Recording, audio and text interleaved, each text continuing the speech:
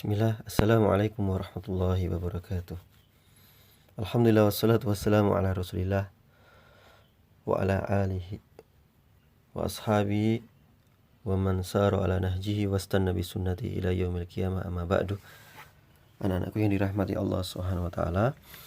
Alhamdulillah, pada kesempatan kali ini kita belajar kembali pelajaran akidah akhlak kelas 5. Sekarang kita sudah sampai di bab atau pelajaran 3, bab 1 pelajaran 3 tentang hikmah diutusnya para rasul.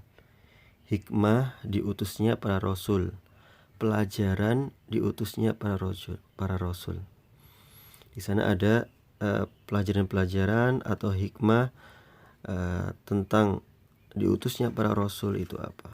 Allah Subhanahu wa taala menurunkan Al-Quran sebagai petunjuk, sebagai kitab pedoman hidup kita, tentu tidak serta-merta turun begitu saja.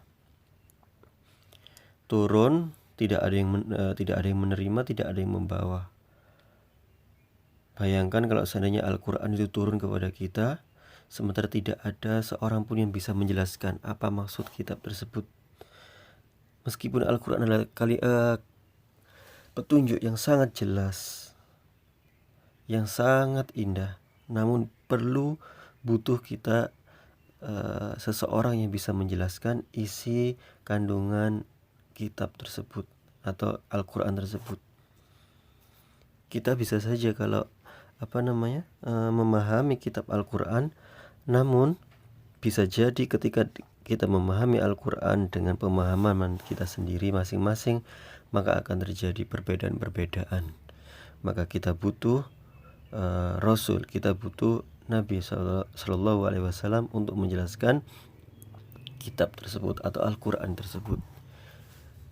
Maka di hikmah atau pelajaran diutusnya para Rasul ke seluruh umat sejak zaman Nabi Adam, zaman Nabi Nuh sampai Nabi Muhammad Sallallahu Alaihi Wasallam adalah ini bentuk kasih sayang Allah Subhanahu wa taala kepada umat. Bentuk kasih sayang Allah kepada seluruh umat. Ya, Allah Subhanahu wa taala menurunkan kitab-kitabnya. Allah juga mengutus para rasulnya untuk menjelaskan kitab Allah tersebut agar manusia tidak tersesat, agar mereka bisa kembali ke surga Allah Subhanahu wa taala. Baik, anak-anakku ini dirahmati Allah Subhanahu wa taala.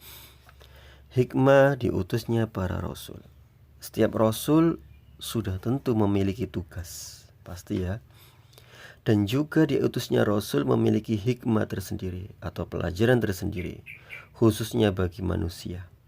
Di antara hikmah yang terbesar, sebenarnya hikmahnya banyak sekali. Cuman di pelajaran kali ini disebutkan 2 saja.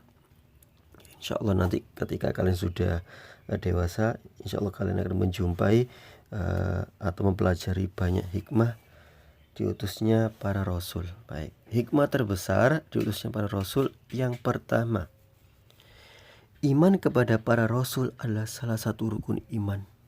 Ya, salah satu rukun iman kepada rasul. Hikmah diutusnya para rasul yang pertama adalah karena ia termasuk keimanan. Ya. Kemudian nomor 2, hikmah yang kedua yaitu tidak dianggap beriman. Perhatikan, tidak dianggap beriman, bukan orang beriman, kecuali ia beriman kepada seluruh rasul dan tidak membeda-bedakan antara satu rasul dengan yang lain. Kalimat tidak membeda-bedakan antara satu rasul dengan yang lain maksudnya adalah kita tidak boleh mempercayai satu nabi sementara kita tidak mempercayai nabi yang lain. Kita mempercayai satu nabi yang mendustakan nabi yang lain. Maka kita mengimani seluruh para rasul, mengimani seluruh para nabi dan rasul, dan mereka adalah orang-orang yang jujur, mereka adalah orang-orang yang terbaik, mereka adalah orang-orang yang diutus oleh Allah Subhanahu wa taala untuk mengajarkan tauhid kebaikan, keimanan, keikhlasan, akhlak yang baik dan lain sebagainya. Anak-anak ibu yang dirahmati Allah Subhanahu wa taala, hal itu sebagaimana di dalam surat Al-Baqarah ayat 285 yang pada pertemuan kemarin kita dengarkan ayat tersebut. Insyaallah kalian sudah hafal semuanya ayat ini. A'udzu billahi minasy syaithanir rajim.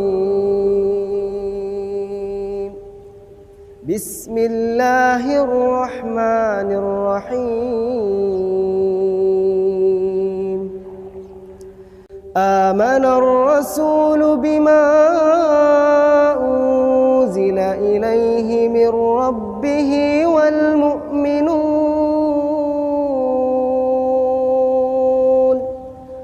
Kullun amana billahi wa malaikatihi wa kutubihi wa rusulihi la nufarriqu baina ahadin من رسله وقالوا سمعنا وأطعنا غفرانك ربنا وإليك المصير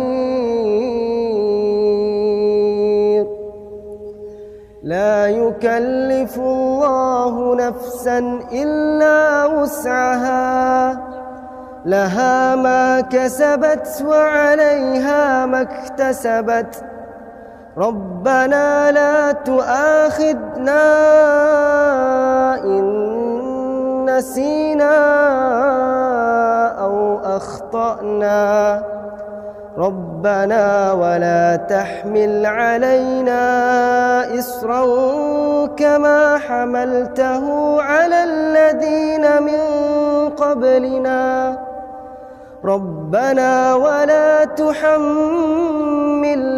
ما لا طاقة لنا به واعف عنا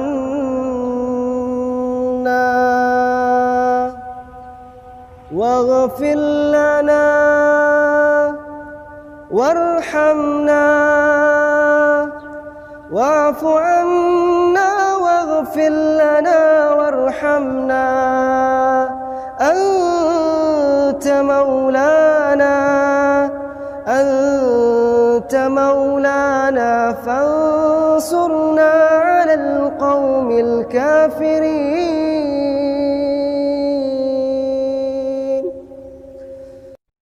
Baik, itu ya, tidak dianggap beriman kecuali ia beriman kepada seluruh rasul, ya, seluruh rasul diimani. Baik, kalau masalah keutamaan, maka tentu para rasul memiliki keutamaan masing-masing. Maka tidak diragukan nabi dan rasul yang paling utama di antara para rasul adalah Nabi Muhammad SAW. Kemudian setelah Nabi Muhammad SAW, nabi yang termulia yang paling utama adalah Nabi Ibrahim.